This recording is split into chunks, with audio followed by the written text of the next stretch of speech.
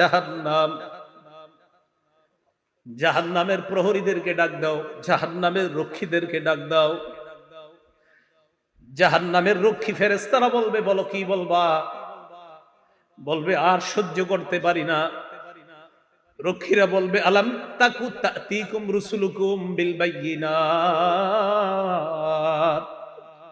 রাসূলরা কি তোমাদের কাছে দাওয়াত নিয়ে আসে নাই? তারা বলবে, বালা এসেছে, তো গ্রহণ কেন করো নাই?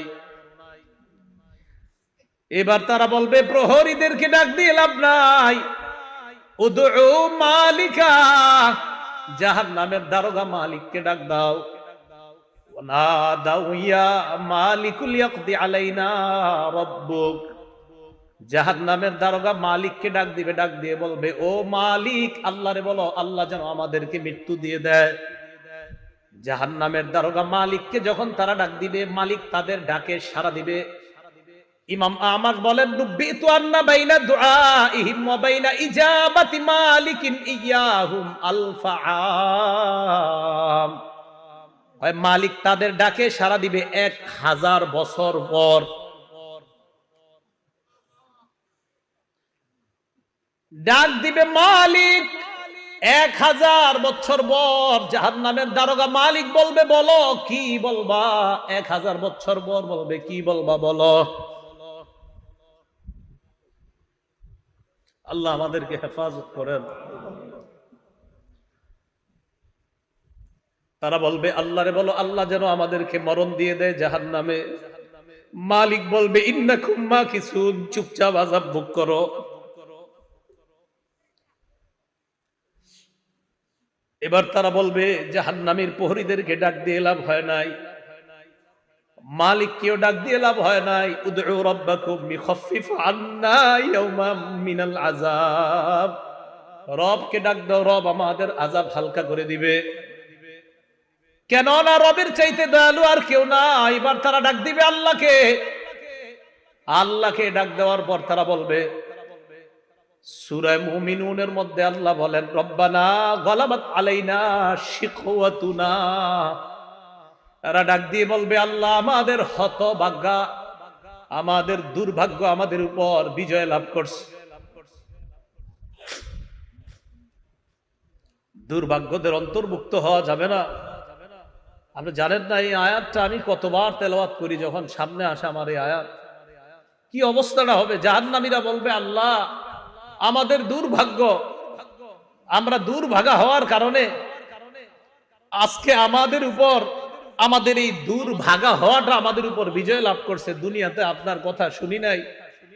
ওয়া কুন্না কওমান দাল্লিন, আল্লাহ আমরা ছিলাম পথভ্রষ্ট সম্প্রদায়। রব্বানা আখরিজনা মিনহা, আল্লাহ আমাদেরকে বের করে দেন না এখান থেকে। ফাইন উদনা ফাইন্না যালিমুন, আল্লাহ একবার বের করে দেখেন, আমরা যদি আর খারাপ কাজ করি, আমরা জালেম, আমরা আর খারাপ কাজ করব না। এই কথা বলার পর আল্লাহ যেই জবাবটা দিবেন, আল্লাহ বলবেন, ইখসাউ ফিহা ওয়ালা তুকাল্লিমুন, আল্লাহ বলবে লাঞ্ছিত অবস্থায় জাহান্নামে থাক, কোনো কথা বলবি না।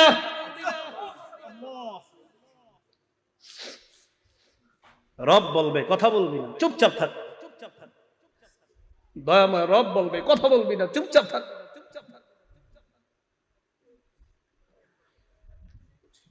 আমি তোমাদেরকে কি সতর্ক করি নাই? আপনারা জানেন যে ফেরেশতারা এটা বলছে, এটা বলছেন আল্লাহ যখন বলবে লাঞ্ছিত অবস্থায় চুপচাপ, কোনো কথা বলবি না। বহুত পেরেশানির মধ্যে পড়ে যায় আয়াত যখন পড়ি। রব যখন বলবে কোনো কথা নাই, কি অবস্থা হবে।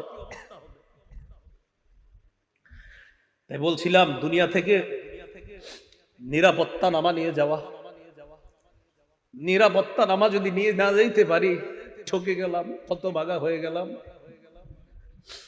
আল্লাহ সকলকে সৌভাগ্যবানদের কাতারে শামিল হওয়ার তৌফিক দান করেন। তো আল্লাহ বলবে, ইখসাউ ফিহা ওয়ালা তুকাল্লিমুন, কথা বলবা না, থাকো। তো বলছিলাম ওই যে দরিয়ে, এই দরিয়ে নামক খাদ্য দেওয়ার পর এরপরে দেওয়া হবে কাঁটাযুক্ত খাদ্য, গুচ্ছ জাতীয় খাদ্য। গলা আটকানোর পর বলবে পানি দাও, তো পানি দিবে, পান করবে কি, চেহারার সামনে নীতি, চেহারা ঝলসে যাবে, পেটের সব ঝলসে যাবে। তখন তারা ফেরেশতা ডাক দিবে, জাহান্নামের প্রহরী ডাক দিবে, মালিককে ডাক দিবে, আল্লাহকে ডাক দিবে। সবাই তো একটা একটা বলবে, প্রহরীরা বলবে রসুল আসে নাই, আর মালিক বলবে 1000 বছর পর চুপচাপ আযাব বুক করো, তাও তো একটু কথা বলবে। আল্লাহ কি বলবে দেখেন, লাঞ্ছিত অবস্থায় থাকো, কোনো কথা নাই, থাকো। রব যদি বলে কথা নাই, তখন তো শেষ। তো বলছিলাম দরিহ লা ইউসমিনু ওয়া লা ইউগনি মিন জু'। কয় দরি নামক খাদ্যটা কেমন জানো? এটা পুষ্টিও যোগায় না, ক্ষুধাও নিবারণ করে না। আচ্ছা, আমরা খাদ্য খাই কেন বলেন তো? হয়তো পুষ্টি বাড়ার জন্য, না হয় যেন ক্ষুধা নিবারণ হয়।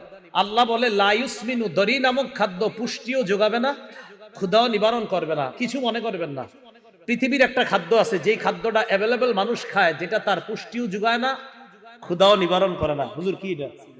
মাশাআল্লাহ, ধূমপান। কি পান? ধূমপান। এটা পুষ্টিও যোগায় না, ক্ষুধাও নিবারণ করে না। বুঝা যায় দুনিয়ার ধূমপান জাহান্নামের দড়ির সাথে অনেকটা মিলে যায়। কি জি? জোরে কর না জি। সবাই শোনা, এখন শুনতে হবে তো। আপনাদের মুসল্লি যারা আছে এগুলোর দিকে তাকায় বলেন কি ঠিক আছে? দড়ি যেটা পুষ্টিও যোগায় না, ক্ষুধাও নিবারণ করে না। তো আমি কিন্তু বলছি না, আপনারাই বলছেন, আমি কিন্তু প্রথমে বলি নাই ধূমপান, আপনারাই বললেন এই খাদ্যটা কি, এটা পুষ্টিও যোগায় না, ক্ষুধাও নিবারণ করে না। তো আপনারা এবার মিলান এটার সাথে কোনটা মিলে। এরপরেও যদি কেউ ধূমপান করে কি করা? আল্লাহ হেফাজত করে না। তাহলে দড়ি নামক খাদ্য পুষ্টিও যোগায় না, ক্ষুধাও নিবারণ করে না। তো আমরা দেখছি যে এটার সাথে একটা খাদ্যের মিল আছে। আর আমি মাঝে মাঝে অবাক হই, ধূমপানের প্যাকেটের মধ্যে লেখা থাকে ধূমপান মৃত্যু ঘটায়। লেখা আছে, মনে করেন লেখা আছে মৃত্যু ঘটায়, মানে আমি দেখতাছি লেখা মৃত্যু ঘটায়, এরপরেও টান দিতেছি, মানে কি?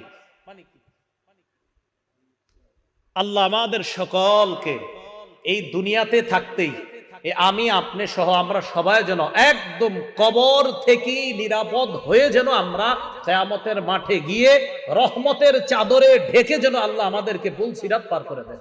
আমিন। তাহলে এতক্ষণ জানলাম আমরা এমন কিছু চেহারা, যেই চেহারাগুলা নিচে থাকবে, যেই চেহারাগুলার ভয়ঙ্কর অবস্থা হবে, জাহান্নামে যাবে, এরকম এরকম হবে। এবার আল্লাহ কি বলে দেখেন,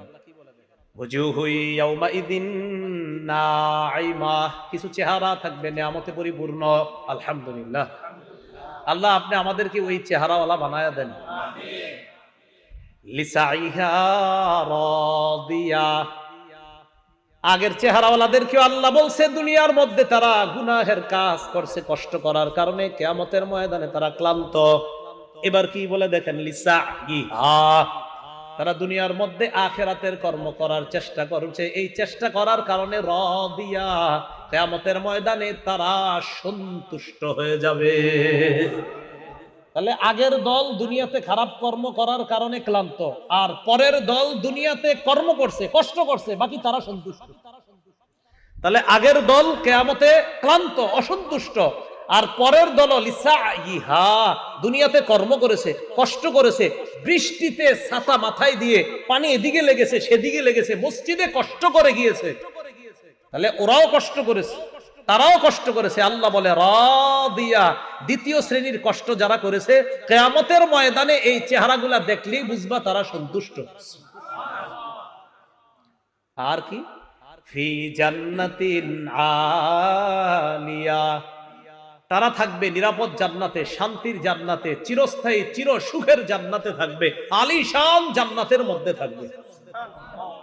আচ্ছা, আমি আপনি আমরা যারা এখানে বসা, আমাদের যদি দেখা সাক্ষাৎটা জান্নাতে হয়, মজা কি কম হবে না বেশি?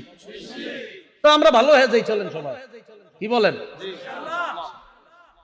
ফি জান্নাতিন আলিয়া লা তাসমাউ ফিহা লাগিয়া। জান্নাতের মধ্যে জান্নাতীরা লাগিয়া শুনবে না। লাগিয়া মানে অনর্থক কথা। ইমাম বুখারী ব্যাখ্যা করেছেন, 7 মাহ জান্নাতের মধ্যে জান্নাতীরা কোনো গালি গালাজ শুনতে পাবে না। দুনিয়াতে আমরা অনেক কিছু শুনছি, ইমাম সাহেবরা শোনে, খতিবরাও শোনে, মাদ্রাসার মোতামিম সাহেবরাও শোনে, কত মানুষের কত কথা শোনে। ইনশাল্লাহ হুজুররা একটু নিশ্চিত থাকেন, একটু কষ্ট করেন, জান্নাতে অন্তত এই গালিগালাজ শুনতে হবে না। লা তাসমাউ ফিহা লাগিয়া, জান্নাতের মধ্যে অনর্থক কোনো কথা থাকবে না, কোনো অনর্থক কথা শোনা যাবে না। কত সুন্দর কথা হবে জান্নাতে, সে আলোচনা আমি পুরোটা করছি না। সর্বশেষ জান্নাতি যেই মানুষটা, এই মানুষটা আল্লাহরে সর্বশেষ তখন যখন তাকে জান্নাত থেকে বের করবে, এবার আমার আলোচনা আছে, দেখবেন লম্বা আলোচনা আছে সর্বশেষ জান্নাতির নিয়ে। তো ও যখন সর্বশেষ স্টেজে আল্লাহরে বলবে, আল্লাহ ওই যে একটা গাছ দেখা যাইতেছে, এটার কাছে আমারে নিয়ে যান, এরপরে আমি আপনার কাছে আর কিছু চাইবো না। বুখারী তো আছে, মুসলিম শরীফে লম্বা হাদিস। আল্লাহকে তুমি বারবার কইতেছো আর কিছু চাইবা না, তোমারে এক গাছের নিচে যাই, আবার তুমি আরেকটা চাও, আবার আরেকটার নিচে নেই, আবার আরেকটা চাও, এখন এটার নিচে গেল তোমার যদি নিয়ে যাই তুমি কিছু চাইবা না? মাবুদ এটাই শেষ, আর কিছু যাবো না। তো আল্লাহ তারে নিয়ে গেছে কোথায়? জান্নাতের একদম দরজার সামনে একটা গাছ। এই গাছটা এত সুন্দর, এত নিয়ামতে পরিপূর্ণ যে আগে যতগুলা নিয়ামত আল্লাহ তারে পার করছে, ওটার কাছে আগের গুলা কিছুই না। তো সেখানে গেছে, ওয়াদা করছে আর কিছু যাবো না। যাওয়ার পর অপেক্ষা করতেছে, হঠাৎ দেখে তার কানে জান্নাতীদের আওয়াজ আসতেছে। কি আসতেছে? সূরা গশিয়া কি বলছে? জান্নাতে কোনো কি থাকবে না, গালিগালাজ থাকবে না। ওই ব্যক্তি জান্নাতীদের আওয়াজ শোনার পর বললে, এত সুন্দর আওয়াজ কিসের? আল্লাহ আমারে একটু ওই আওয়াজ যারা করতেছে তাদের কাছে নিয়ে যান। তাহলে আওয়াজ কত সুন্দর হবে, কারণ তারে তো আল্লাহ একের পর এক নিয়ামত দিতেছে। তাহলে তার আওয়াজটা কত সুন্দর, নিয়ামতে পরিপূর্ণ আওয়াজ। মানে আমি চিন্তা করি হাদিসে যে জান্নাতীদের আওয়াজটাও কত চমৎকার হবে। ওই ব্যক্তিরা আল্লাহ বলবে, আরে দেখ ঠিক আছে, 10 দুনিয়ার সমপরিমাণ এই যে আওয়াজ, যত সুন্দর ফুলের বাগান, ফলের বাগান, এই জাতীয়